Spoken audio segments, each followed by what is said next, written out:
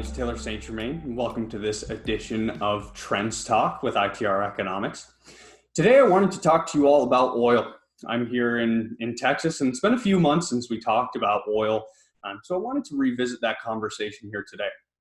Very first thing I wanted to talk about is in January, West Texas Intermediate oil prices averaged about $52 per barrel.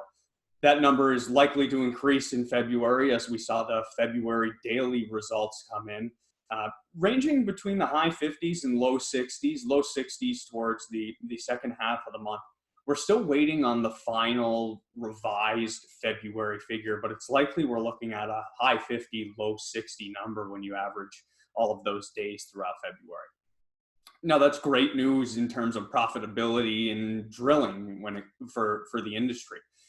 The Dallas Federal Reserve is still reporting break-even points for new wells between $46 per barrel and $52 per barrel. So really anything 52 and higher suggests that regardless of which basin you're in here in the United States and drilling in, you can be profitable and drill a new well. This is all great news. And what we've seen in recent months in terms of production numbers is that the production numbers are generally rising in terms of the number of barrels that we're producing per day. So back before the pandemic occurred, the U.S. hit a record high at just shy of 13 million barrels per day, looking at about 12.8 million. During the pandemic, that daily production number dropped to about 10 million barrels per day at the low point. In the most recent months, we've seen the data improve to about 11.1 million barrels per day. So we have started the recovery process off that low point, but we're still not back above the pre-pandemic levels in terms of production. However, with prices continuing to rise in 2021, which is very likely, it's likely that we'll see production levels continue to increase as we move deeper in this year.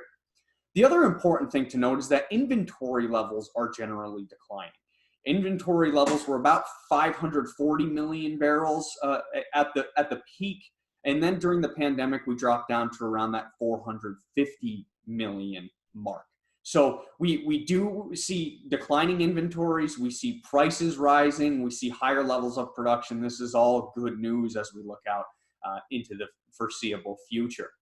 Now, there was a deep freeze in the South that characterized a few weeks in February, and that is likely to result in some interruptions and delays. For the industry, of course, those very low freezing temperatures were troublesome for a lot of the existing wells that were in place. And even more troublesome from a logistics standpoint. It was certainly a logistics nightmare with the ice on the roads down here in Texas in those freezing temperatures. The majority of the reports are saying, even though there is some permanent damage from the freeze, that much of it is likely temporary. I've seen reports saying the recovery should characterize the next 4 weeks before we're back to normal from those freezing temperatures in the industry. And I've also seen some reports that suggest up to 10 weeks. We by no means thought this recovery was going to be linear anyway, but we're going to continue to watch how that February data ultimately comes in and adjusts our forecast as needed.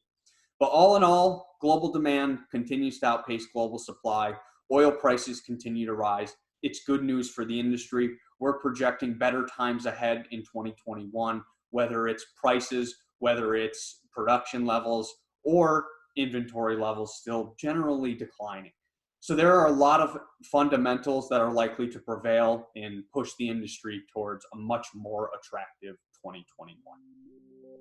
I hope you found this information helpful. I appreciate you joining me on this episode of Trends Talk, and I'll talk to you next time.